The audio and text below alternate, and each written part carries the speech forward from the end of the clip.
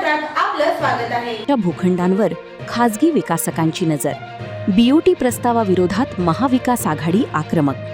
सोलापूर महानगरपालिकेच्या मालकीच्या मोक्याच्या भूखंडांचा बीओटी तत्वावर खाजगी विकासकांना देण्याच्या प्रस्तावावरून राजकीय वातावरण तापले आहे। महापालिकेच्या 9 जागा खाजगी विकासकांच्या ताब्यात देण्याचा प्रस्ताव रद्द करावा अशी मागणी करत महाविकास आघाडीने सोमवारी महापालिका आयुक्त कार्यालयासमोर आंदोलन केले।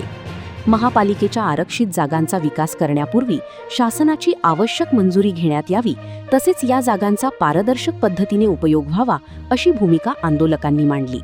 शहरातील मोक्याच्या भूखंडांची किंमत मोठी असून त्यांचा खाजगी विकासासाठी दीर्घ मुदतीने वापर करून देण्याच्या निर्णयामुळे महापालिकेच्या मालमत्तेचे नुकसान होण्याची शक्यता असल्याचा आरोप करण्यात आला।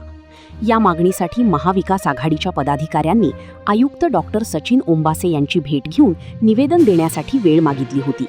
मात्र ठरलेल्या वेळेत आयुक्त कार्यालयात उपलब्ध नसल्याने आणि दूरध्वनीवरूनही संपर्क न झाल्याने संतप्त पदाधिकाऱ्यांनी आयुक्तांच्या कार्यालयाच्या दरवाजावर निवेदन चिटकवून निषेध नोंदविला।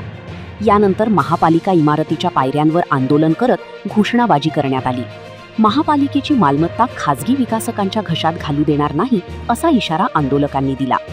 काँग्रेसचे शहराध्यक्ष चेतन नरोटे यांनी या प्रस्तावावर तीव्र टीका करत शहराच्या भविष्यासाठी असलेली महापालिकेची मालमत्ता कोणाच्याही फायद्यासाठी वापरता कामा नये। 9 भूखंडांचा बीओटी प्रस्ताव तातडीने रद्द करून संपूर्ण प्रक्रिया पारदर्शक करावी अशी मागणी केली।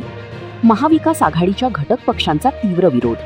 सोलापूर महानगरपालिकेच्या आरक्षित जागा शासनाची मंजुरी न घेता त्या जागा बीओटी तत्वावर खाजगी विकासकांना देण्याच्या प्रस्तावाला महाविकास आघाडीच्या घटक पक्षांनी तीव्र विरोध केला आहे।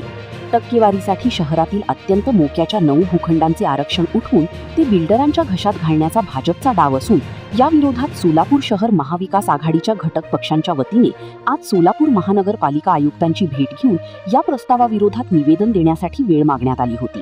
मात्र वेळ निश्चित करूनही आयुक्त डॉक्टर सचिन ओंबासे कार्यालयात उपस्थित नसल्याने तसेच दूरध्वनीवरूनही संपर्क न झाल्याने अखेर आयुक्तांच्या कार्यालयाच्या दरवाजावर निवेदन चिटकवून महाविकास आघाडीच्या वतीने निषेध नोंदविण्यात आला। तदनंतर महानगरपालिका इमारतीच्या पायऱ्यांवर बसून भाजपच्या भ्रष्ट कारभाराविरोधात जोरदार घोषणाबाजी करण्यात आली। महापालिकेची मालमत्ता खाजगी विकासकांच्या घशात घालू देणार नाही असा इशारा आंदोलकांनी दिला।